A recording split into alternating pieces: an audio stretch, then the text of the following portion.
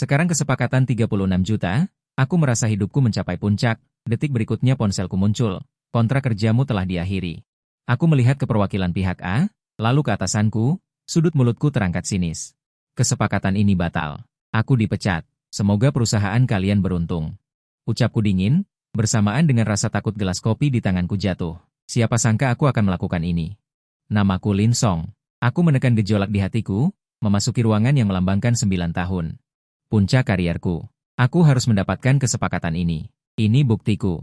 Di ruang pertemuan yang luas dan terang, sinar matahari menembus jendela besar dari lantai ke langit-langit, melapisi meja kayu mahoni panjang dengan lapisan cahaya keemasan. Suasana terasa sedikit tegang dan sedikit kegembiraan yang tak tertahankan karena kontrak 36 juta yang akan segera ditandatangani. Aku mengenakan setelan hitam yang dipilih dengan cermat, duduk di posisi utama, punggungku tegak lurus. Kontrak tebal di tanganku adalah hasil dari 2 tahun penuh yang kuhabiskan dengan malam-malam tanpa tidur yang tak terhitung jumlahnya. Perwakilan pihak A, Guan Wen, seorang pria yang terlihat berusia 40-an. Dengan mata tajam dan cerdas, mengangguk padaku sambil tersenyum, memberi isyarat bahwa kita bisa mulai. Aku mengambil pena tanda tangan yang berat itu, adrenalin mengalir deras di pembuluh darahku, puncak kehidupan. Ada di depan mata. Saat ujung pena hendak menyentuh kertas, ponsel di sakuku tiba-tiba bergetar. Aku tanpa sadar mengerutkan kening. Di saat genting seperti ini, aku tidak menginginkan gangguan apapun. Aku mengabaikannya, bersiap untuk menandatangani namaku dalam satu tarikan napas, tetapi ponsel itu terus berdering. Bergetar lagi. Perasaan tidak enak muncul di hatiku, gerakanku terhenti. Guan Wen di seberang menunjukkan sedikit keraguan di matanya. Aku menarik senyum maaf dan mengeluarkan ponselku. Di layar, sebuah pesan teks dari nomor asing seperti pedang beracun. Menusuk mataku dengan keras. Departemen Personalia Perusahaan 20, Nyonya Lin Song. Setelah diputuskan oleh perusahaan, kontrak kerjamu diakhiri mulai hari ini. Silakan pergi ke Departemen Personalia hari ini untuk menyelesaikan prosedur pengunduran diri. Dan mengembalikan barang-barang pribadi. Dalam sekejap, otakku benar-benar kosong. Semua suara di ruang pertemuan menghilang, dan sinar matahari yang menyilaukan itu menjadi menusuk. Semua yang ada di depan mata tampak seperti dihentikan sementara. Kebahagiaan besar yang melonjak di detik sebelumnya hancur berkeping-keping oleh pengkhianatan dingin dan kejam di detik ini. Hanya jantung yang berdetak kencang di dadaku yang tersisa. Setiap detak membawa rasa sakit seperti robekan. Aku perlahan. Satu demi satu mengangkat kepala, pandangan melewati ember sungai, melihat atasan langsung saya. Direktur Departemen Zhao Qiming, dia menghadap saya, dengan wajah yang menggantung jenis yang paling saya kenal. Senyum palsu. Tetapi jauh di mata tersembunyi sedikit kepanikan dan kepuasan yang tak terlihat. Itu dia. Saya mengerti, setelah menyeberangi jembatan, hancurkan. Pandangan saya beralih dari wajahnya dan akhirnya tertuju pada wajah Guan Wen, perwakilan pihak A, yang penuh penyelidikan. Kemarahan dan absurditas yang besar meledak di dada saya. Saya melihat dokumen di atas meja itu. Kontrak yang berisi 2 tahun kerja keras saya, melihat wajah palsu Zhao Qiming, tiba-tiba terasa sangat menggelikan. Sudut mulut saya naik tak terkendali, menggambarkan yang sangat dingin. Dan lengkungan yang sangat ironis. Saya mengambil pena tanda tangan itu, di bawah tatapan terkejut semua orang. Tidak jatuh pada kontrak, tetapi melemparkannya dengan ringan, pena itu membuat busur di udara.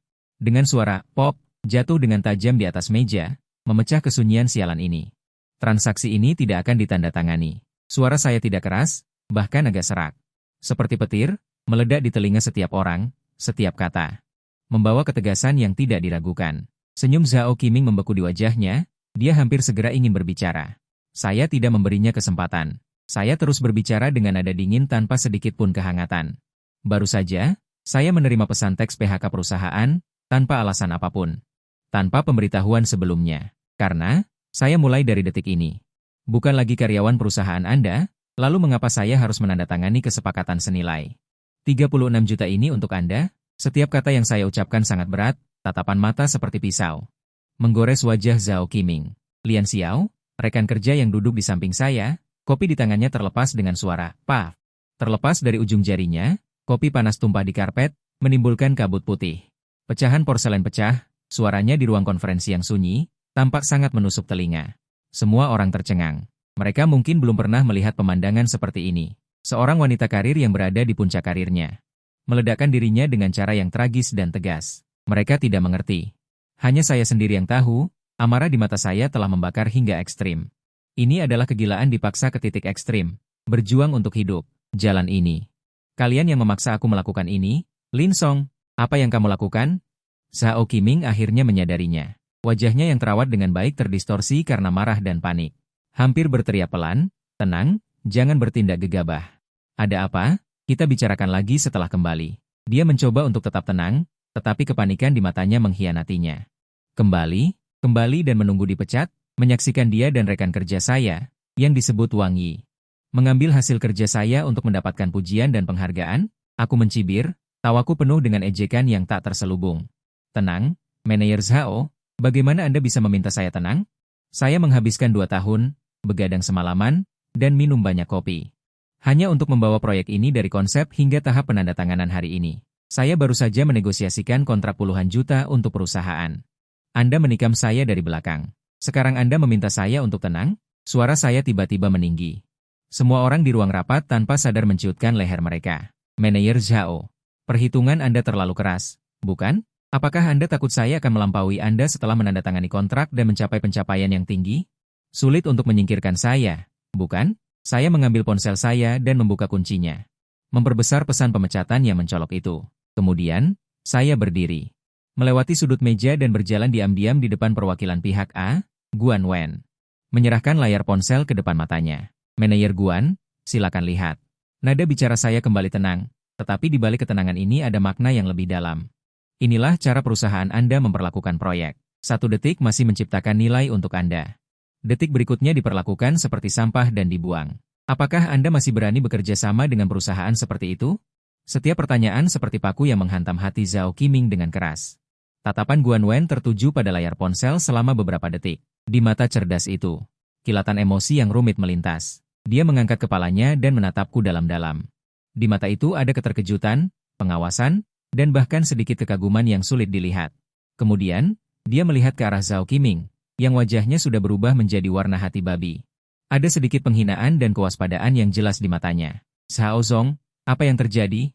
Suara Guan Wen sangat datar, tetapi bobot di dalamnya sudah jelas. "Kesalahpahaman.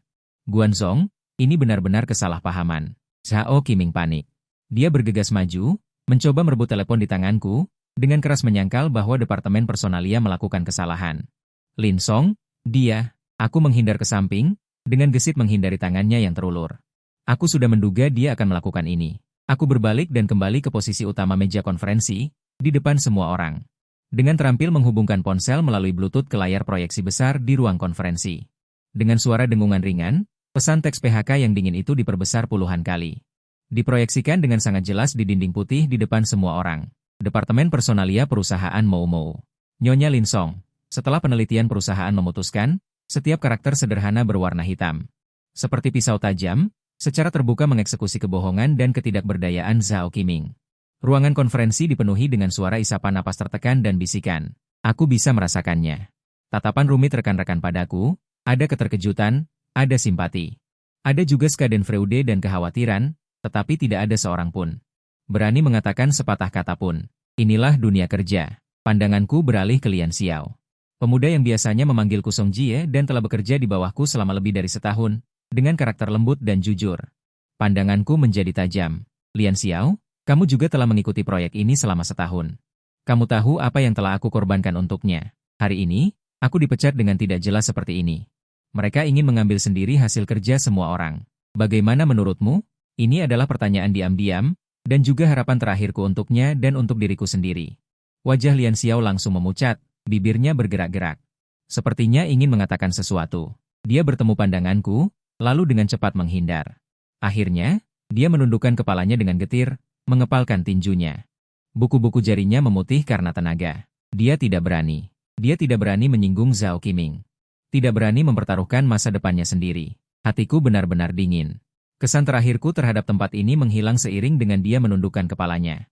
Dengan kecewa, aku menarik pandanganku dan kembali menatap Zhao Qiming yang hampir gila. "Direktur Zhao, aku beritahu satu hal lagi padamu, kontrak 36 juta ini bisa berhasil. Bukan karena platform perusahaan, tapi karena aku. Rencana teknis inti yang terlibat dalam kontrak. Aku dan timku membuatnya baris demi baris kode, masalah-masalah krusial yang diselesaikan dalam negosiasi. Adalah solusi yang aku temukan secara mandiri setelah begadang meneliti informasi. Bahkan Guanzhong di sini. Sumber daya dan jaringan pelanggan inti juga aku kembangkan dan pelihara selangkah demi selangkah secara mandiri. Tanpa aku. Proyek ini hanyalah tumpukan kertas bekas. Kalian mau menunaikannya dengan apa? Suaraku tidak keras, tapi membawa semacam kekuatan yang menghancurkan segalanya. Sambil berbicara, aku dengan cepat duduk kembali di posisiku. Membuka laptop kerjaku.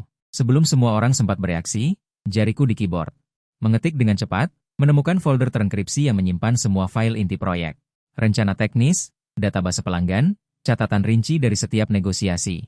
Semua laporan analisis kompetitor. Semua yang telah aku bangun dengan susah payah selama 2 tahun. Shift ditambah delete. Apakah Anda yakin ingin menghapus file-file ini secara permanen? Tanpa ragu aku menekan enter. Tidak hanya itu. Aku masuk ke server cloud, dan menghapus semua cadangan cloud dengan satu tombol. Gerakannya tegas dan lugas, tanpa menyisakan sedikit pun ruang, seolah-olah sedang melakukan operasi bedah yang teliti. Memotong jaringan yang sudah membusuk. Zhao Qiming akhirnya menyadari apa yang sedang aku lakukan. Dia mengeluarkan raungan seperti binatang buas. Dan menerjang ke arahku seperti orang gila. Lin Song, berani kamu. Kamu sedang menghancurkan aset perusahaan. Tubuhnya yang gemuk terhalang oleh meja rapat, hanya bisa menatapku dengan marah dari seberang meja. Aku menatapnya dengan dingin, perlahan berdiri, menutup laptop. Kemampuanku, kepribadianku, bukanlah aset yang bisa kalian injak-injak dengan seenaknya. Atau mencuri dengan seenaknya. Benda-benda ini, sejak awal hanya milikku, Lin Song seorang. Aku mencabut kabel daya komputer, mengambil tas dan komputerku. Semoga kalian berhasil. Aku menatapnya untuk terakhir kalinya, tatapan yang hanya berisi penghinaan dingin. Lalu aku pergi tanpa menoleh ke belakang. Keluar dari ruang rapat yang membuatku jatuh dari puncak ke jurang, namun juga memungkinkanku menyalakan api pembusukan dengan tanganku sendiri. Di belakangku adalah umpatan marah Zhao Qiming. Dan kekacauan di mana-mana. Aku hanya merasakan keagungan dan kesepian setelah perpisahan. Aku keluar dari gerbang perusahaan, menghirup udara kota yang bercampur dengan gas buang. Sinar matahari agak menyilaukan, tapi aku merasa dingin di sekujur tubuh. Sudah kuduga. Di lobi bawah, sudah berdiri sederetan satpam berseragam. Mereka dipanggil oleh Zhao Qiming. Melihatku keluar, kepala satpam segera memimpin orang-orang untuk mengepungku dengan ekspresi serius. Nada bicaranya masih sopan. Lin, maaf. Kami menerima pemberitahuan dari atasan bahwa Anda tidak dapat membawa barang-barang milik perusahaan. Kami perlu memeriksa barang-barang pribadi Anda. Periksa? Apakah mereka ingin menggeledahku? Untuk melihat apakah aku membawa rahasia perusahaan? Apakah mereka ingin mempermalukanku? Di bawah pengawasan semua kolega perusahaan. Digeledah seperti pencuri? Aku berhenti. Kami hanya menjalankan perintah. Mohon kerjasamanya. Aku tidak berbicara omong kosong dengan mereka. Aku mengeluarkan USB flash drive yang sudah aku siapkan. Mencolokkannya ke ponselku, lalu membuka intranet perusahaan dan menemukan dokumen yang sudah aku edit. Judulnya adalah, Surat kepada seluruh karyawan perusahaan X. Aku menekan tombol kirim. Dan menekan, semua karyawan. Di dalam dokumen tersebut, terdapat setiap nilai besar yang dapat diverifikasi dengan jelas yang telah aku ciptakan untuk perusahaan selama 9 tahun terakhir. Catatan lembur rinci dari semua proyekku selama 3 tahun terakhir, sedetail jam. Seluruh kisah tentang bagaimana aku dipecat dengan kejam. Yang lebih fatal adalah di akhir dokumen. Terlampir sebuah lampiran terenkripsi. Keterangan lampirannya hanya satu baris. Beberapa bukti tentang Direktur Zhao Qiming yang diduga menggelapkan dana proyek. Ini adalah umpan yang berat. Ini akan seperti bom waktu yang meledak di dalam perusahaan. Setelah melakukan semua ini, aku mencabut flash drive. Melihat para satpam itu, tidak perlu diperiksa. Hal yang ingin aku lihat sudah dilihat oleh seluruh perusahaan. Aku tidak berhenti. Aku membuka Weibo. Membuka Zhihu dan memposting surat terbuka yang telah diedit dengan menghilangkan bukti sensitif, tetapi tetap mempertahankan fakta inti. Dilampirkan, siapapun pergi, aku tidak akan pergi. Sekarang terdengar sangat ironis. Aku menyelesaikan semua ini. Hanya dalam 2 menit, dan 2 menit ini cukup untuk memicu tsunami. Ponselku mulai bergetar hebat, dari kolega internal perusahaan, berbagai pesan masuk. Ling Jie, keren abis, sialan. Serius? Zhao Qiming begitu licik? Ling Song, kamu gila. Kamu menghancurkan masa depanmu sendiri. Aku tidak membalas satupun pesan. Aku mendongak melihat gedung ini. Gedung perkantoran tempat aku berjuang selama 9 tahun, tanpa sedikit pun kerinduan. Segera. Beberapa mobil dengan logo media melaju kencang dan berhenti di bawah gedung perusahaan. Aku khawatir Weibo sudah heboh. Aku bisa membayangkan betapa marahnya dia saat ini, memerintahkan Departemen Hubungan Masyarakat dan Hukum untuk menghapus postingan dan mengendalikan komentar dengan panik. Tapi, sudah terlambat, ketika bola salju fakta menggelinding. Setiap upaya menghentikannya akan hanya membuatnya menggelinding lebih besar. Para wartawan mengepung. Lampu kilat dan mikrofon yang tak terhitung jumlahnya diarahkan kepadaku, Manajer Ling. Apakah benar berita yang beredar di internet? Mengapa Anda memilih Untuk melakukan tindakan seperti itu sesaat sebelum penandatanganan kontrak, apakah Anda memiliki lebih banyak informasi orang dalam perusahaan? Aku tidak seperti yang mereka duga, lesu, atau histeris. Aku hanya berdiri dengan tenang di sana, mataku menyapu setiap lensa. Semua yang aku katakan adalah benar. Suaraku melalui mikrofon terdengar jelas. Aku berdiri di sini hari ini bukan untuk mencari simpati. Aku hanya ingin mendapatkan keadilan. Aku hanya ingin membuat mereka yang bersembunyi di balik aturan, dengan seenaknya menginjak-injak martabat karyawan. Dan hasil kerja tahu bahwa kita bukan baut dan mur yang dingin. Kita adalah manusia yang hidup. Kita tahu sakit. Kita juga akan melawan. Semua yang aku katakan ada buktinya. Aku percaya pada hukum, dan juga percaya pada mata publik. Setelah selesai berbicara, aku membungkuk dalam-dalam kepada semua lensa. Kemudian, aku segera bangkit, sebelum para penjaga keamanan dan wartawan sempat bereaksi. Berbalik, menerobos kerumunan, menghentikan taksi, dan pergi dengan tegas. Meninggalkan dunia hanya dengan sosok punggung yang kuat dan tegak. Di dalam mobil, ponsel bergetar lagi, SMS dari Lian Xiao, Kak Ling. Aku percaya padamu, jaga dirimu. Tapi sekarang, aku hanya bisa membantumu sampai di sini. Melihat pesan ini, di hatiku yang dingin, muncul sedikit kehangatan yang tak berarti. Aku membalas dua kata, terima kasih. Aku tahu kesulitannya. Aku tidak menyalahkannya. Nada dering ponsel berbunyi. Itu nomor yang tidak dikenal. Aku ragu sejenak, tapi tetap menjawabnya. Di ujung telepon, terdengar suara pria yang tenang dan familiar. Nona Lin, ketegasan dan kemampuanmu membuatku terkesan. Ini Guan Wen. Jantungku berdetak kencang. Dia berhenti sejenak, lalu melanjutkan. Jika ada kesempatan, kita bicara lagi. Setelah selesai berbicara, dia menutup telepon. Bicara lagi. Aku merenungkan kedua kata ini. Masa depan yang semula suram tampaknya menampakkan secercah cahaya. Pada saat yang sama, di kantor puncak perusahaan tertentu, kepala proyek yang baru diangkat, Wang Yi, sedang menghadapi komputer kosong. Berkeringat deras karena cemas. Dia pikir dia mendapat keuntungan besar dengan menggantikanku. Bisa duduk dan menikmati hasilnya. Tetapi dia segera menyadari bahwa data yang dihapus oleh Lin Song jauh lebih teliti dari yang dia bayangkan. Parameter teknis inti itu, kebutuhan tersembunyi pelanggan. Titik kunci negosiasi, semua menghilang bersama kepergianku. Proyek 36 juta itu, di tangannya, menjadi ubi jalar panas yang tidak bisa dia makan. Hidupnya, mulai saat ini, juga ditakdirkan untuk mulai menurun. Kobaran api opini publik membakar lebih kuat dari yang aku bayangkan. Tetapi serangan balik juga datang lebih cepat. Hanya sehari kemudian, tim humas yang kuat dari perusahaan tertentu akhirnya melancarkan serangan balik. Pernyataan resmi yang keras muncul di berita utama semua media. Dalam pernyataan itu, aku digambarkan sebagai seorang karyawan yang fanatik yang dengan jahat membalas dendam kepada perusahaan karena tuntutan kompetisi pribadi yang tidak terpenuhi. Tindakanku menghapus data inti didefinisikan sebagai pencurian dan menghancurkan rahasia dagang inti perusahaan. Tindakan saya membongkar Zhao Qiming menjadi tuduhan yang sangat merugikan eksekutif senior perusahaan dan citra perusahaan. Di akhir pernyataan, platform media sosial saya dibanjiri memaki saya dengan bahasa yang paling jahat. Serigala berbulu domba yang tidak tahu berterima kasih. Perusahaan telah membesarkan Anda. Beginikah cara Anda membalasnya? Seorang wanita dengan ambisi yang begitu besar. Pasti bukan orang baik.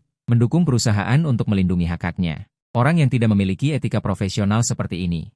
Seharusnya dia tidak bisa bertahan di industri ini. Suara-suara yang mendukung saya sebelumnya dengan cepat tenggelam dalam keraguan yang luar biasa. Dan makian. Ponsel saya terus berdering. Saya hanya bisa memilih untuk mematikannya. Saya mengunci diri di rumah sewaan, melihat langit kelabu di luar jendela. Itu adalah perasaan tidak berdaya dan kesepian yang belum pernah terjadi sebelumnya. Jelas saya adalah korban. Mengapa pada akhirnya saya menjadi penjahat yang dibenci semua orang? Saat itu, pintu diketuk. Ada dua polisi berseragam. Apakah Anda Nyonya Lin Song? Kami menerima laporan dan meminta Anda untuk kembali bersama kami untuk membantu penyelidikan. Apa yang akan terjadi? Akhirnya terjadi. Hati saya tenggelam. Tetapi wajah saya tidak menunjukkan kepanikan sedikit pun. Saya sudah bersiap. Oke. Tunggu sebentar. Saya menutup pintu dan dengan cepat menghubungi pengacara yang sudah saya siapkan. Kemudian dari kompartemen tersembunyi di bawah tempat tidur, saya mengeluarkan USB flash drive yang sangat penting itu. Di dalamnya adalah bom waktu saya. Adalah kartu truf utama saya. Di ruang interogasi kantor polisi. Lampu menyala redup. Zhao Qiming dan Wang Yi, sebagai pelapor, duduk di seberang saya. Wajah mereka menunjukkan kepuasan dan kesombongan yang tak tersembunyikan. Petugas, itu dia. Lin Song. Dia mencuri data inti perusahaan kami senilai puluhan juta. menyebabkan kerugian yang tak terukur bagi perusahaan. Zhao Qiming menunjuk ke arah saya dengan suara yang marah. Wang Yi juga menambahkan bahan bakar ke api. Ya, petugas. Dia juga memalsukan bukti. Menyebarkan rumor di internet, sangat merugikan Zhao dan perusahaan. Kami punya alasan untuk mencurigai. Dia adalah mata-mata perusahaan yang dikirim oleh pesaing.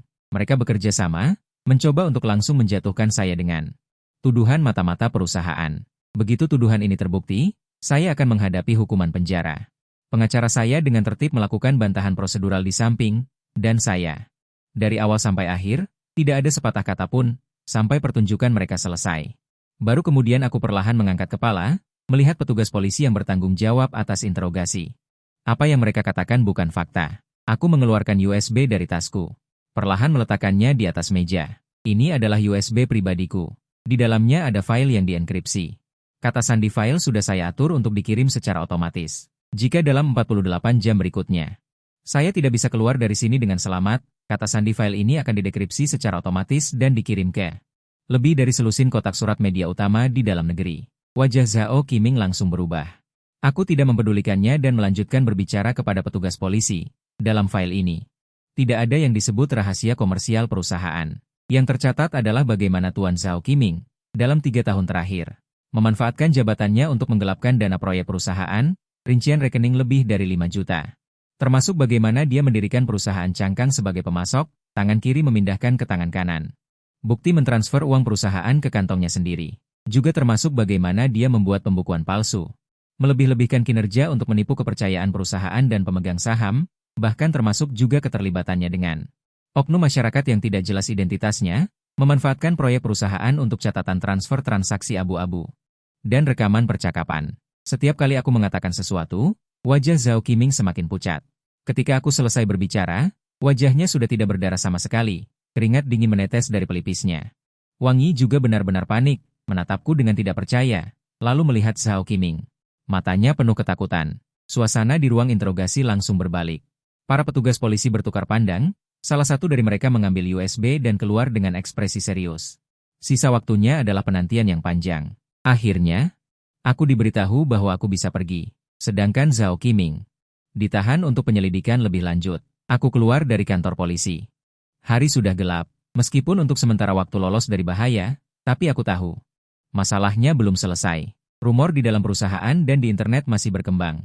Reputasiku, karirku, sepertinya sudah hancur total. Masa depan yang suram. Setelah ponsel menyala, pesan dari Lian Xiao datang lagi. Kak Lin, hati-hati dengan Wang Yi. Dia sekarang di perusahaan. Menyebarkan desas-desus buruk tentang Anda, mengatakan kehidupan pribadi Anda berantakan dan Anda sudah lama ingin pindah kerja. Kali ini dia sengaja menyabotase proyek. Dia juga mencoba mengubah beberapa data yang Anda tinggalkan. Untuk mengalihkan semua tanggung jawab kepada Anda. Melihat pesan itu, saya tidak marah sama sekali. Tetapi menjadi tenang. PHK, saya diretas. Melaporkan ke polisi, serangkaian operasi ini terlalu lancar, terlalu kejam. Ini tidak seperti gaya Zhao Qiming yang serakah dan tidak kompeten. Di belakangnya, pasti ada orang lain, kekuatan misterius yang berkolusi dengan Zhao Qiming. Investor misterius yang sering dihubungi Wang Yi baru-baru ini yang disebutkan Lian Xiao. Mereka adalah dalang sebenarnya. Tiba-tiba saya menyadari bahwa musuh saya jauh lebih kuat dari yang saya bayangkan. Jika balas dendam saya hanya berhenti pada membersihkan nama baik, maka saya selamanya hanya bisa dipukuli secara pasif. Saya harus mengambil inisiatif. Saya harus mencabut mereka sampai ke akarnya. Rasa krisis yang besar dan keinginan untuk bertarung yang telah lama tertekan muncul di hati saya pada saat yang sama. Permainan baru saja dimulai. Saya duduk sendirian di kedai kopi di sudut jalan. Di luar jendela mobil-mobil melaju dan lampu-lampu neon berkelap-kelip. Kota tempat saya berjuang selama 9 tahun ini, pada saat ini membuat saya merasa sangat asing dan kesepian. Di layar ponsel, komentar negatif tentang saya masih membanjiri. Sombong, orang jahat, wanita gila, sampah industri. Label-label ini seperti cap yang mencoba memaku masa depan saya sampai mati. Bagaimana saya harus melangkah selanjutnya? Saya tidak tahu. Saya seperti orang yang tenggelam yang telah lama hanyut di laut. Tidak dapat melihat mercusuar di tepi pantai. Tepat ketika saya jatuh ke jurang kebingungan, sebuah suara pria yang mantap terdengar di telinga saya. Nona Lin, apakah Anda keberatan jika saya duduk dan mengobrol? Saya tiba-tiba mendongak, yang terlihat adalah wajah yang di ruang rapat.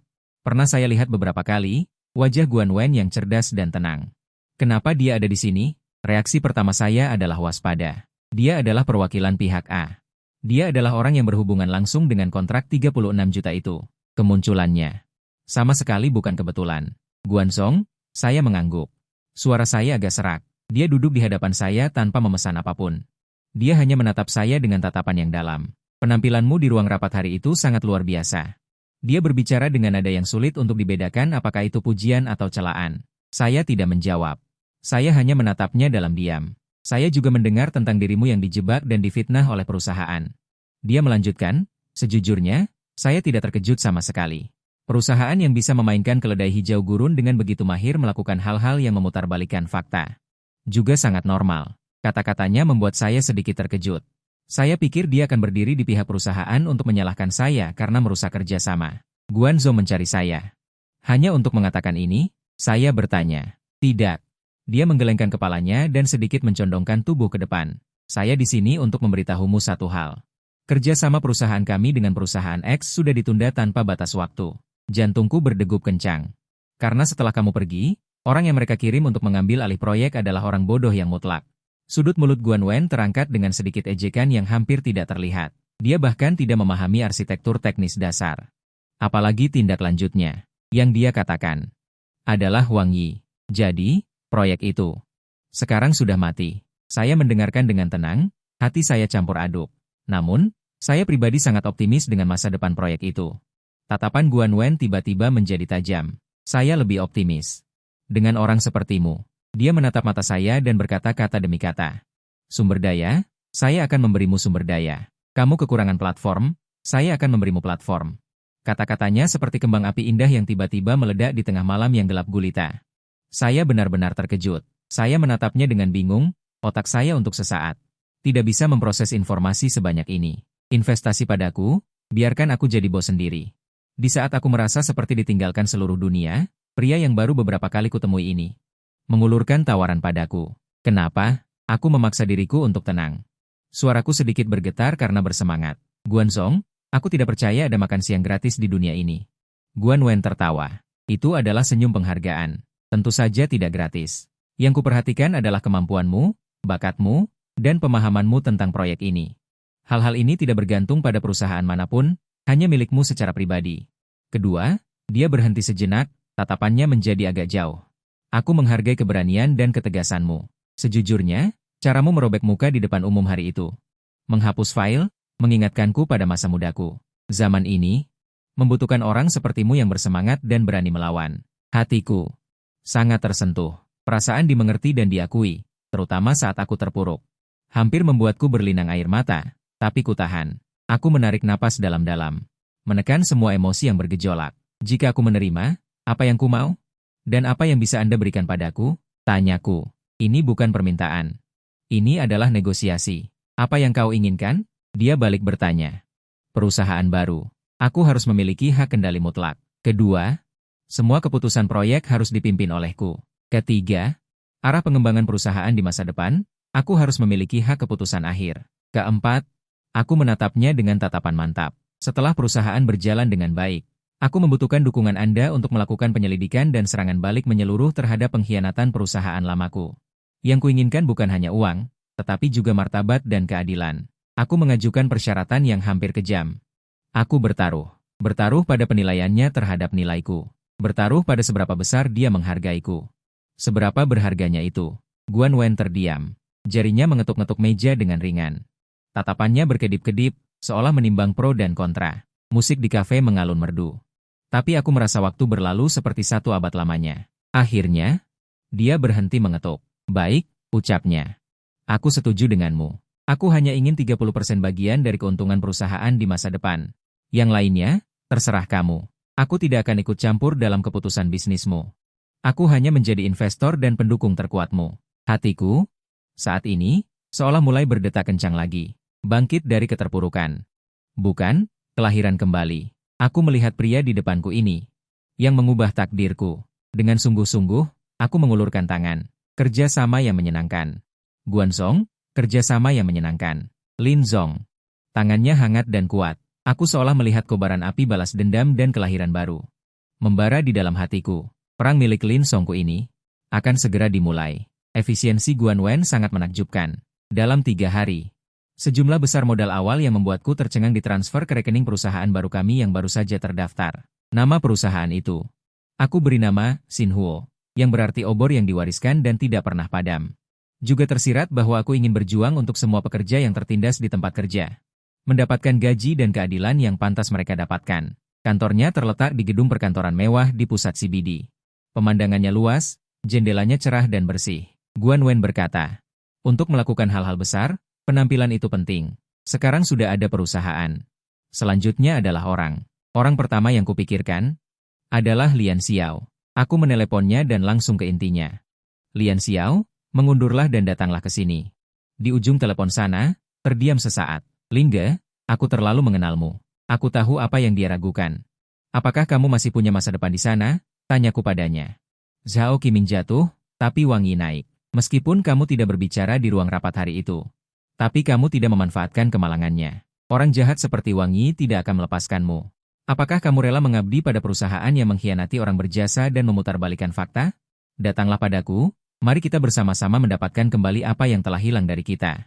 Kata-kataku seperti palu yang menghantam hatinya. Kak Lin, suaranya terdengar ragu. Aku memberimu waktu semalam untuk berpikir, berikan aku jawaban besok pagi.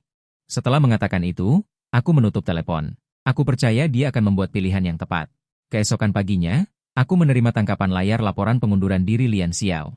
Dia menjadi karyawan resmi pertama Xinhuo Technology. Melihatnya berdiri di kantor yang kosong, matanya berbinar harapan dan kegelisahan akan masa depan. Aku menepuk bahunya. Selamat datang kembali. Dengan Lian Xiao, orang lama yang akrab dengan situasi internal, perekrutan kami menjadi lebih tepat sasaran.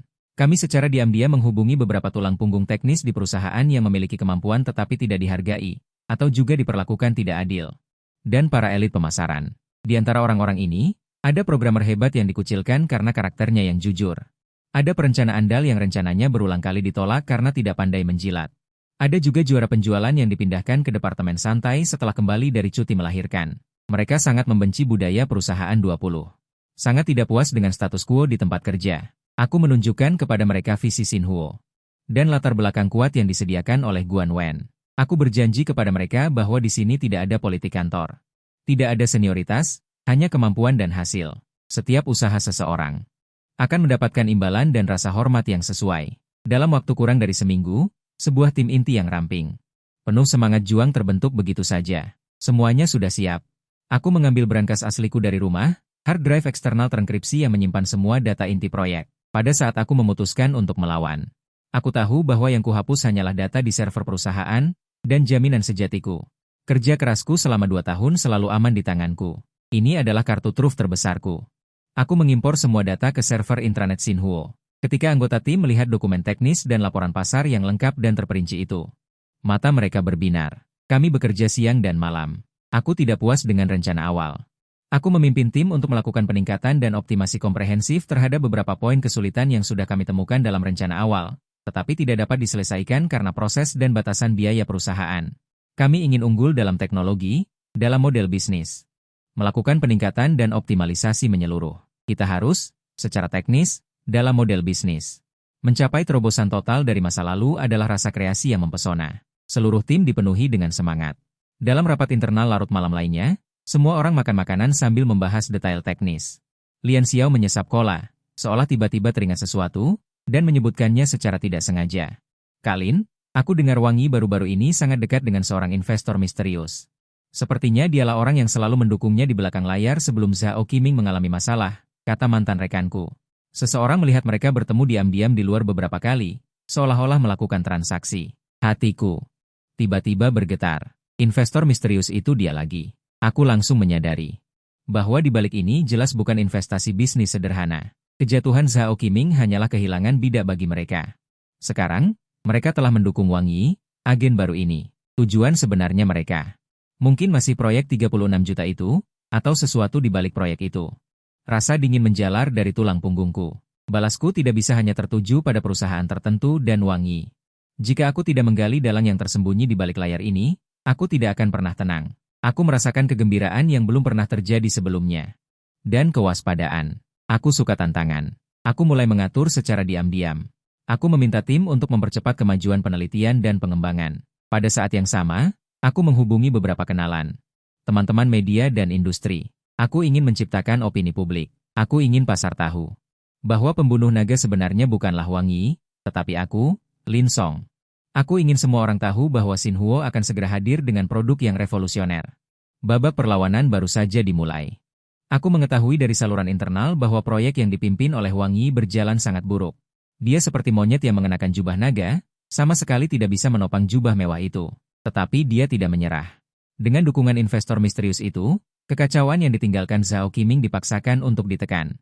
Perusahaan bahkan mengklaim kepada publik bahwa proyek berjalan lancar dan mulai aktif menghubungi pihak potensial lainnya, mencoba menghindari Guan Wen untuk memulihkan kerugian. Mereka ingin merebut di depanku, mengemas konsep yang telah kuoptimalkan menjadi milik mereka sendiri, dan menjualnya. Bagaimana mungkin aku membiarkan mereka berhasil? Aku memutuskan untuk menyerang secara proaktif.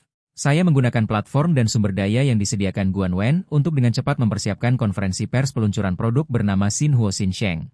Saya akan membalas perbuatan mereka. Saya akan, sebelum mereka merebut definisi pasar ini, merebut perhatian semua orang. Pada hari konferensi pers, tempat duduk terisi penuh.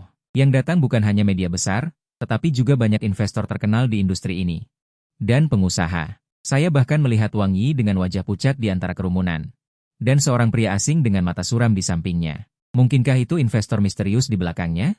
Bagus, semua sudah hadir. Saya mengenakan setelan putih yang rapi. Berdiri di bawah sorotan, percaya diri dan tenang. Saya tidak terburu-buru memperkenalkan produk. Saya mulai dengan sebuah cerita. Sebuah cerita tentang eksploitasi, penindasan, dan pengkhianatan. Saya tidak menyebut nama, tetapi setiap detail yang saya katakan seperti palu memukul keras hati Wang Yi dan pria itu. Di industri kita, ada terlalu banyak orang yang menggunakan kerja keras orang lain sebagai batu loncatan untuk promosi mereka. Terlalu banyak perusahaan yang menguras ide dan nilai karyawan, lalu membuangnya seperti kain lap. Mereka pikir mereka mencuri buahnya, tetapi mereka tidak tahu bahwa yang mereka buang adalah benih dan tanah. Kata-kata saya membangkitkan resonansi yang luas di antara hadirin. Banyak orang mengangguk.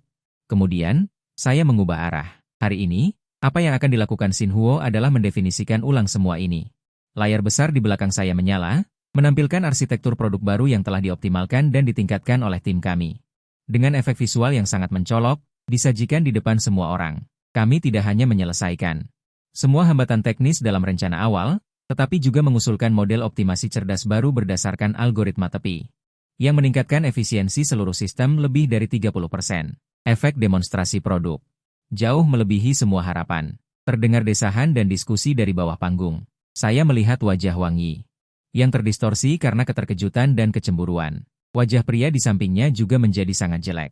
Mereka seperti dua pencuri yang menyaksikan dengan mata kepala sendiri barang curian mereka di tangan pemiliknya berubah menjadi harta yang tak ternilai. Perasaan itu pasti sangat tidak menyenangkan. Dan ini belum berakhir. Di bagian terakhir konferensi pers, Guan Wen, sebagai investor malaikat Xinhuo, tentu saja. Dia naik ke atas panggung, mengambil mikrofon, dan suaranya nyaring. Saya umumkan bahwa grup perusahaan saya akan menjalin kerja sama strategis yang mendalam dengan Xinhuo Technology. Dalam 3 tahun ke depan, kami akan menginvestasikan tidak kurang dari 50 juta yuan untuk sepenuhnya mendukung Tuan Lin Song dan timnya. Untuk mendorong produk hebat ini ke pasar. Seluruh ruangan gempar. Ini tidak diragukan lagi adalah tamparan paling keras di wajah perusahaan Momo dan Wang Yi. Guan Wen mengumumkan kepada seluruh industri dengan cara yang paling langsung bahwa yang saya pilih adalah Lin Song, adalah Xinhuo, bukan kalian para pencuri. Wang Yi dan pria itu tidak bisa lagi duduk diam. Mereka dikelilingi oleh banyak pembelot. Dan tatapan mengejek, merasa sangat tidak nyaman, dan akhirnya pergi dengan tergesa-gesa. Konferensi pers tersebut meraih kesuksesan yang belum pernah terjadi sebelumnya. Xinhuo menjadi terkenal dalam satu pertempuran, dan niat kerjasama serta undangan investasi yang tak terhitung jumlahnya berdatangan seperti kepingan salju. Sementara perusahaan Momo benar-benar menjadi bahan tertawaan di industri ini. Harga saham mereka anjlok tajam, dan nilai pasar mereka menguap hampir sepertiga dalam 1 hari. Para pihak yang sebelumnya berniat untuk menghubungi mereka membatalkan kerja sama mereka satu persatu, menghadapi masalah internal dan eksternal. Saya dengar Zhao Qiming pingsan di pusat penahanan setelah mendengar berita ini. Sementara Wang Yi dimarahi habis-habisan oleh para eksekutif perusahaan yang marah. Mereka menjadi malu karena marah dan menggunakan trik lama mereka, menyuruh Departemen Hukum Perusahaan mengirimkan surat pengacara kepada saya, menuduh saya melanggar rahasia dagang mereka. Konyol.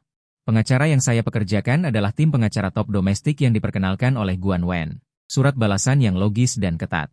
Dengan bukti yang kuat langsung membalas mereka, tidak hanya menolak semua tuduhan mereka, tetapi juga menuntut mereka balik atas tuntutan hukum dan pencemaran nama baik komersial yang jahat. Mereka benar-benar jatuh ke dalam posisi pasif. Tepat ketika saya pikir saya bisa sedikit bernapas lega, Lian Xiao membawa berita yang mengejutkan saya. Kak Lin, berita menyebar di dalam perusahaan. Wang Yi terpojok dan bersiap untuk melakukan upaya terakhir. Dia berencana untuk menjual seluruh tim proyek, bahkan sebagian aset inti perusahaan, dengan harga murah kepada investor misterius itu. Untuk menukarnya dengan uang untuk menyelamatkan hidupnya dan melakukan comeback terakhir. Hati saya tiba-tiba mencengkeram. Menjual kepentingan perusahaan bukanlah sekadar persaingan bisnis. Tiba-tiba menegang. Mengkhianati kepentingan perusahaan, ini bukan lagi persaingan bisnis sederhana. Pasti ada konspirasi yang lebih besar di balik ini, investor misterius itu. Dia berusaha keras, dengan segala cara, untuk mendapatkan proyek ini. Apa sebenarnya yang dia inginkan? Aku merasakan aura yang sangat berbahaya. Aku menyadari bahwa hanya kemenangan bisnis saja tidak akan cukup untuk mengalahkan mereka sepenuhnya. Dalang di balik layar itu seperti ular berbisa yang bersembunyi di air dalam. Jika aku tidak mengungkapnya, dia bisa menyerangku kapan saja. Aku harus menggali informasi tentangnya. Membasmi sampai ke akar-akarnya. Aku memberitahukan ideku pada Lian Xiao. Dia terdiam cukup lama. Lalu dia mengangkat kepalanya, dengan tatapan yang sangat tegas. Ling Ge. Aku akan kembali ke perusahaan Momo. Aku sangat terkejut. Kamu gila? Kembali sekarang sama saja dengan menjebak diri sendiri? Tidak. Dia menggelengkan kepalanya. Sekarang internal perusahaan sedang panik, Wang Yi sedang stres berat. Ini adalah saat yang paling kacau dan pertahanan paling longgar. Aku adalah orang lama di perusahaan ini. Departemen teknologi masih memiliki banyak saudara yang bisa dipercaya. Aku berpura-pura tidak punya jalan lain dan kembali memohon pada Wang Yi untuk menerimaku. Untuk menenangkan hati para tentara, dia mungkin akan setuju. Hanya dengan masuk ke sarang musuh, kita bisa mendapatkan bukti paling penting. Aku menatapnya, merasa tersentuh. Dan khawatir. Ini terlalu berbahaya. Sekali ketahuan, konsekuensinya tak terbayangkan. Lian Xiao, kamu tidak perlu mengambil risiko ini untukku. Ling Ge, ini bukan untukmu. Dia memotong perkataanku. Ini untuk kita sendiri, untuk semua orang yang telah ditipu dan diperas oleh mereka. Aku tidak ingin selamanya hidup dalam bayang-bayang mereka. Di matanya, ada tekad yang belum pernah kulihat sebelumnya. Akhirnya, aku setuju. Kami menyusun rencana yang matang. Lian Xiao kembali ke perusahaan Momo tanpa pilihan lain. Wang Yi, seperti yang diharapkan, menerimanya untuk membeli hati orang-orang. Sementara aku, mulai menjalankan bagian lain dari rencana tersebut.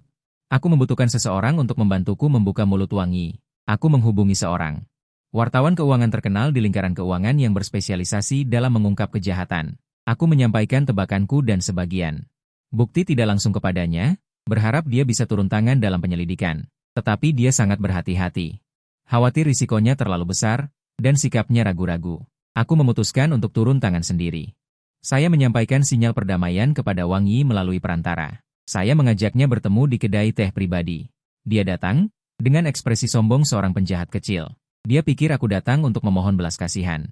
Ling Song, bagaimana? Menyesal? Tahu bahwa tanpa platform perusahaan, Anda tidak bisa melakukan apa-apa. Dia menyilangkan kakinya. Dengan nada sembrono. Aku tidak marah, malah tersenyum padanya. Wang Yi, tidak perlu seperti ini di antara kita. Zhao Qiming sudah jatuh. Jika kita terus bertarung, hanya akan merugikan kedua belah pihak dan membuat orang lain tertawa. Dia tertegun sejenak, jelas tidak menyangka aku akan bersikap seperti ini. Apa yang ingin kamu katakan? Aku ingin mengatakan, mengapa kita tidak bekerja sama dan mencari investor baru? Uang yang dihasilkan, kita bagi rata. Kata-kataku, seperti godaan iblis, menyentuh hatinya. Dia serakah dan bodoh. Ini adalah kelemahan terbesarnya. Matanya mulai berkedip, tapi tetap waspada. Mengapa aku harus percaya padamu? Bukankah kamu bekerja sama dengan Guan Wen dengan baik? Guan Wen? Aku mencibir. Dia hanya rubah tua. Dia memberiku modal awal, tetapi mengambil 30% dari keuntungan masa depan dan ingin mengendalikan perusahaanku. Apakah aku, Ling Song, orang yang rela bekerja untuk orang lain? Aku membutuhkan mitra yang lebih patuh. Aku menatapnya dengan maksud tertentu. Pertahanan Wang Yi mulai runtuh. Dia pikir aku memanfaatkannya, tetapi dia tidak tahu bahwa dialah bidak yang dimanfaatkan. Dan, aku terus meningkatkan taruhan. Aku tahu ada seseorang di belakangmu. Jika kita bertiga bekerja sama, bersatu, seluruh pasar akan menjadi milik kita. Kalimat ini benar-benar menghancurkan pertahanan psikologisnya. Dia pikir aku memiliki pemahaman tentang kekuatan di belakangnya. Dan ingin mendapatkan bagian. Dia mulai menjadi terlalu percaya diri. Untung kamu sadar diri. Dia menyesap teh, merendahkan suaranya. Berbicara dengan nada membual, Ling Song, kamu masih terlalu muda. Apakah kamu pikir bos kami menyukai proyek usangmu itu? Jantungku berdegup kencang. Apa itu? Itu adalah arus kas yang bisa dihasilkan proyek itu. Dia merendahkan suaranya, matanya dipenuhi keserakahan gila. Jalur bos kita juga cukup liar. Ada sejumlah besar uang yang membutuhkan proyek yang tampak bersih dan memiliki arus yang besar. Untuk dicuci, kontrakmu yang senilai 36 juta hanyalah permulaan. Selama proyek berjalan, setiap bulan dana yang lewat akan dimulai dari beberapa digit. Pencucian uang. Aku langsung mengerti. Ternyata ini adalah tujuan sebenarnya mereka. Mereka sama sekali tidak peduli dengan proyek itu sendiri. Mereka membutuhkan cangkang legal yang bisa digunakan untuk mencuci uang. Hatiku bergejolak, tetapi ekspresiku adalah ekspresi realisasi dan keserakahan. Ternyata seperti ini. Lalu bagaimana bos kita beroperasi secara spesifik? Aku berpura-pura tertarik dan bertanya. Wang Yi sudah benar-benar terpancing. Dengan bangga dia mengatakan semua detail yang dia tahu. Termasuk nama perusahaan investor misterius itu, dan aliran dana utama. Bahkan beberapa metode transaksi di antara mereka diungkapkan kepadaku sebagai modal untuk dibualkan. Dia pikir dia akan menjadi pemenang dalam permainan modal ini, mengendalikan teknologiku. Berbagi keuntungan uang hitam yang besar. Dia tidak tahu setiap kata yang dia ucapkan. Direkam dengan jelas oleh peralatan perekam mini yang disamarkan sebagai hiasan di kancing jaketku. Aku memainkan sandiwara perdamaian ini dengan sempurna. Sementara itu, Lian Xiao juga berhasil memulihkan sebagian dari server perusahaan tertentu dengan risiko besar. Backup kunci yang dihapus oleh Zhao Qiming tetapi masih ada di data dasar. Di dalamnya, ada beberapa laporan keuangan palsu dan dokumen kontrak palsu. Dokumen-dokumen ini membentuk rantai bukti yang sempurna dengan informasi yang dibocorkan oleh Wang Yi. Kami memiliki cukup untuk mengirim mereka. Semua orang ke neraka. Pukulan mematikan. Aku melihat keluar jendela ke malam yang dalam. Aku merasa saat pembalasan akan segera tiba. Aku harus membunuh dengan satu pukulan. Tidak meninggalkan masalah di kemudian hari. Pertempuran akhir yang direncanakan dengan cermat terbentuk di benakku. Aku akan mentransfer rekaman Wang Yi, dokumen yang dipulihkan Lian Xiao, dan semua bukti yang kukumpulkan sebelumnya. Disusun menjadi laporan rinci yang panjangnya puluhan halaman. Di dalamnya tidak hanya ada bukti asli, dan juga bagian yang jelas dan analisis profesional tentang arus dana mereka yang saya buat sendiri. Saya mengenkripsi laporan ini dan mengirimkannya secara anonim ke lebih dari selusin media keuangan paling otoritatif di Tiongkok. Dan kotak surat pengaduan Lembaga Pengawas Keuangan Negara, lalu saya menghubungi wartawan keuangan yang ragu-ragu itu, wartawan Chen, tombol untuk meledakkan bom nuklir. Sekarang ada di tanganmu, aku sudah mengirimkan semua bukti kepadamu, apakah memilih diam? Atau memilih untuk membela kebenaran berita, kamu sendiri yang memutuskan. Setelah selesai berbicara, saya menutup telepon. Saya tahu, menghadapi laporan yang begitu rinci dan berat, setiap wartawan dengan etika profesional tidak bisa menolak. Keesokan paginya pukul 10. Laporan berat pertama memicu seluruh internet. Hari ini skandal.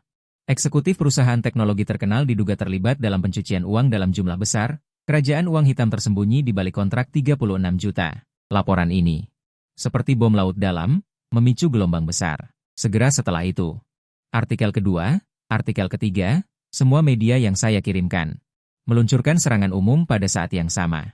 Berita lama tentang Zhao Qiming menggelapkan dana publik digali kembali, terkait dengan Wang Yi dan investor misterius di belakangnya yang diduga melakukan pencucian uang. Berita tentang pemalsuan keuangan dan penggalangan dana ilegal terjalin menjadi satu, dengan bukti yang meyakinkan.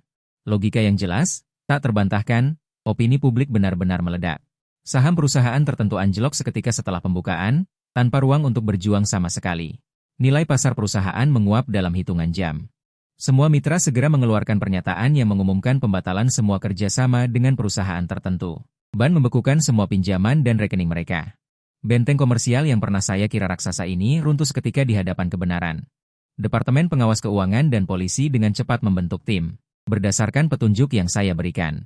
Mereka membekukan semua aset perusahaan atas nama Zhao Qiming, Wang Yi, dan investor misterius itu dengan kekuatan halilintar. Sore harinya, polisi mengeluarkan pengumuman. Investor misterius yang selama ini bersembunyi di balik layar dan tim inti di bawah komandonya mencoba melarikan diri dari bandara pribadi. Ditangkap di tempat oleh polisi. Di layar berita, yang ada di konferensi pers.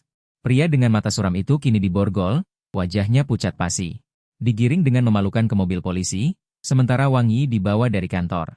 Dia dipecat dan menghadapi hukuman berat karena berbagai tuduhan, termasuk membocorkan rahasia perusahaan dan terlibat dalam aktivitas keuangan ilegal. Dia ingin menginjakku untuk naik, tapi akhirnya hancur berkeping-keping. Namanya tercemar. Adapun Zhao Qiming, dia berada di pusat penahanan. Menunggu gilirannya adalah masa tahanan yang panjang saat kekuasaan runtuh. Mereka semua membayar harga termahal atas keserakahan dan ketidakberdayaan mereka. Setelah badai berlalu, semuanya beres. Xin Huoku mendapatkan reputasi karena memainkan peran penting sebagai pelapor dalam badai ini. Dan proyek 36 juta yang awalnya kurobek, di bawah kepemimpinan Guan Wen, akhirnya kembali ke tangan Xin Huo dengan valuasi yang lebih tinggi. Lian Xiao juga mendapatkan rasa hormat dari semua orang karena keberaniannya. Dia secara resmi menjadi kepala petugas teknologi, CTO, Xin Huo. Dia adalah tangan kananku yang paling cakap. Aku kembali menghadapi kamera media, kali ini. Tidak ada pertanyaan, tidak ada makian, hanya pujian dan kekaguman yang tak terhitung jumlahnya.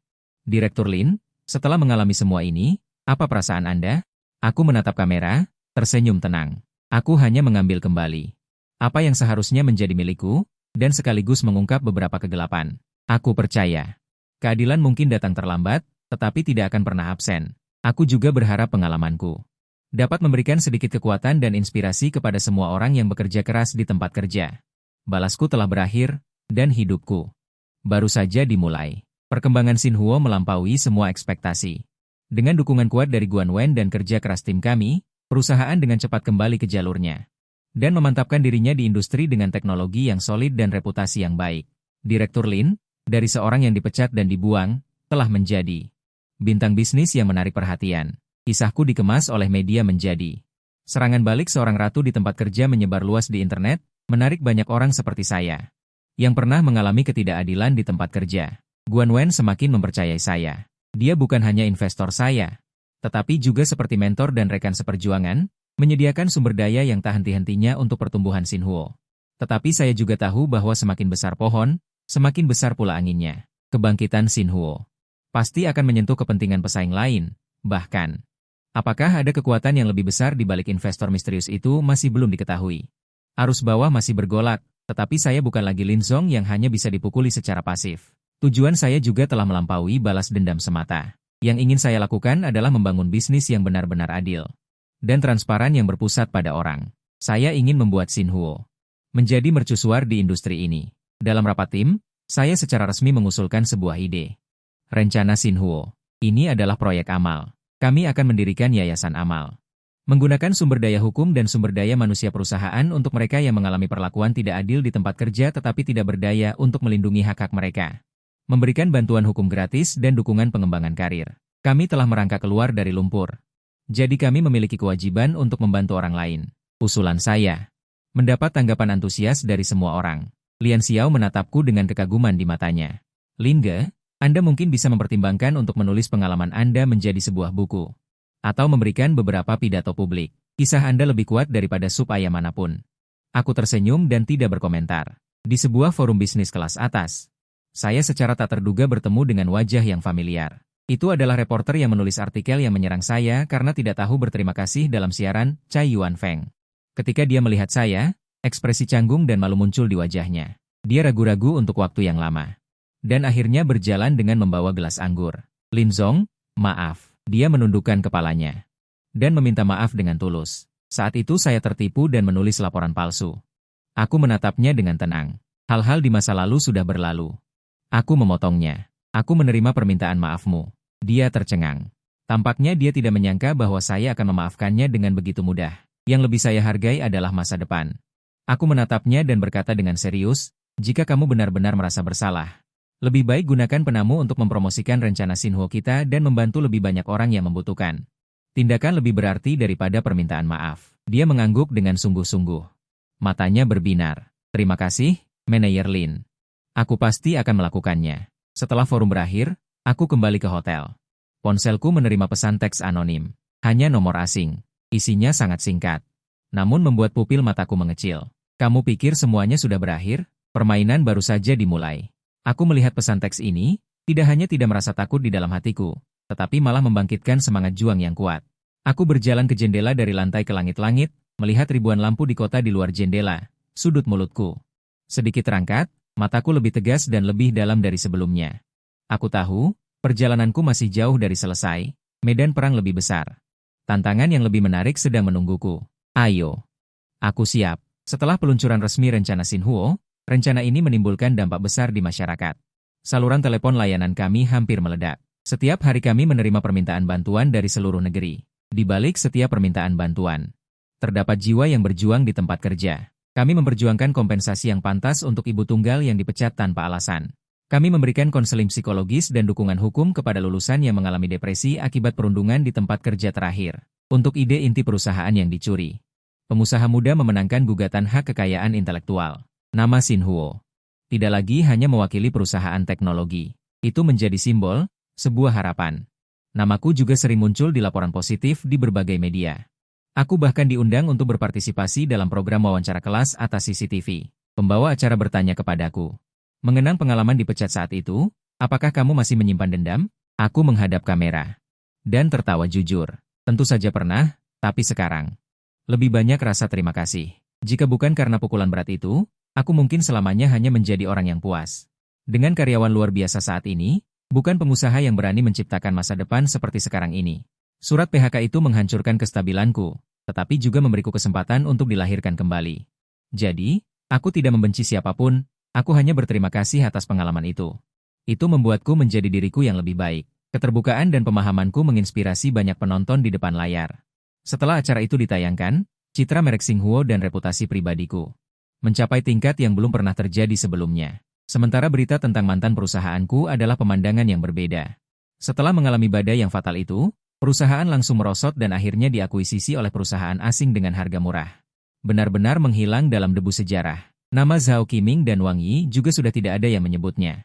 Seolah-olah tidak pernah ada. Di sebuah KTT industri yang besar, aku menyampaikan pidato sebagai pembicara utama. Setelah pidato selesai, Guan Wen naik ke panggung dan dengan antusias menjabat tanganku.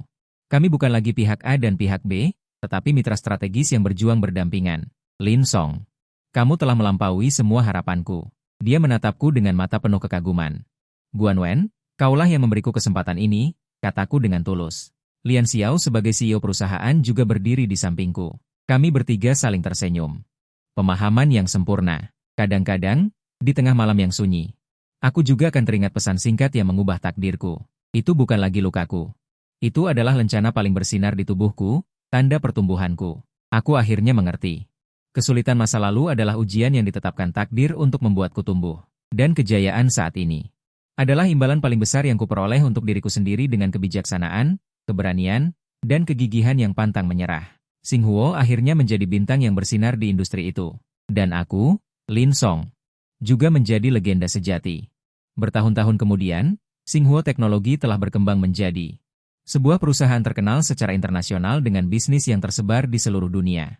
Lin Song duduk dengan kokoh di kursi CEO Group, menjadi yang termuda di sampul majalah bisnis utama. Dan juga salah satu pemimpin bisnis wanita yang paling berpengaruh. Aku bukan lagi wanita karir yang berusaha sekuat tenaga. Untuk sebuah kontrak 36 juta. Yang kupertimbangkan adalah bagaimana memimpin transformasi teknologi di seluruh industri. Bagaimana mendorong kemajuan sosial melalui kekuatan bisnis. Lian Xiao masih dia rekan yang paling saya percayai. Persahabatan dan pemahaman di antara kami adalah fondasi terkuat bagi Xinhuo untuk mencapai hari ini. Guan Wen pensiun dini dari grupnya sendiri dan menjadi direktur kehormatan Xinhuo. Kami menyaksikan bersama lahirnya keajaiban bisnis satu demi satu. Sedangkan kehidupan pribadi saya telah menjadi misteri yang paling disukai media untuk ditebak. Mungkin saya telah menemukan orang yang dapat berdiri berdampingan dengan saya untuk melihat dunia. Mungkin saya memilih untuk menikmati kehidupan lajang yang luar biasa, mencurahkan semua energi saya ke dalam visi yang saya cintai. Ini tidak penting, yang penting adalah saya hidup menjadi diri yang paling ingin saya menjadi, mandiri, kuat, bebas. Suatu kali, saya kembali ke kota kecil tempat saya melarikan diri selama bertahun-tahun karena sebuah proyek. Saya berkendara melewati bekas perusahaan tempat saya bekerja, yang telah dirobohkan dan dibangun sebuah tengara kota baru. Semuanya berubah di dalam hati saya. Tidak ada sedikit pun riak, hanya harapan tak terbatas untuk masa depan dan niat baik untuk dunia ini. Saya bahkan menyempatkan diri untuk pergi ke rumah orang tua saya. Mereka sudah jauh lebih tua melihat saya. Mereka sangat gembira sehingga tidak bisa berkata-kata. Saya tidak lagi menyebutkan hal-hal tidak menyenangkan di masa lalu, hanya dengan tenang makan bersama mereka. Memberi mereka kartu ban yang cukup untuk membuat mereka menikmati masa pensiun mereka dengan tenang. Saya tidak bertemu Duan Limin. Saya mendengar bahwa dia kemudian gagal dalam bisnisnya dan kembali ke biasa-biasa saja, tidak lagi seperti dulu. Jenius yang bersinar. Dendam antara saya dan dia telah lama hilang sejak saya berdiri di Puncak dunia. Dia tidak layak menjadi lawan saya. SMS PHK itu selalu saya simpan di cloud saya, di rumah file terenkripsi. Dia adalah hadiah paling berharga yang saya berikan kepada diri saya sendiri. Jika bukan karena krisis fatal itu, saya tidak akan pernah bisa memiliki kelahiran kembali nanti. Saya menggunakan seluruh hidup saya untuk membuktikan sebuah kebenaran, menghadapi ketidakadilan. Kesabaran dan mundur tidak akan menghasilkan rasa hormat, hanya perlawanan yang dapat merebut kembali martabat kita sendiri. Hanya dengan begitu kita dapat benar-benar mengendalikan nasib kita sendiri. Akhir dari cerita adalah di Davos, Swiss. Di lokasi Forum Ekonomi Dunia, saya, sebagai pembicara utama, berdiri di depan orang-orang yang paling berkuasa di dunia. Di depan sekelompok orang, saya berbagi konsep Xinghuo dengan dunia dalam bahasa Inggris yang fasih. Berbagi kisah tentang keberanian, kelahiran kembali, dan penciptaan. Pidato selesai. Tepuk tangan meriah menggema di seluruh ruangan, tak kunjung reda. Aku berdiri di bawah sorotan lampu. Tatapan mata yang teguh, penuh kekuatan. Aku tahu legenda tentang diriku masih berlanjut, dan percikan api yang bernama cahaya pasti akan menerangi perjalanan lebih banyak orang.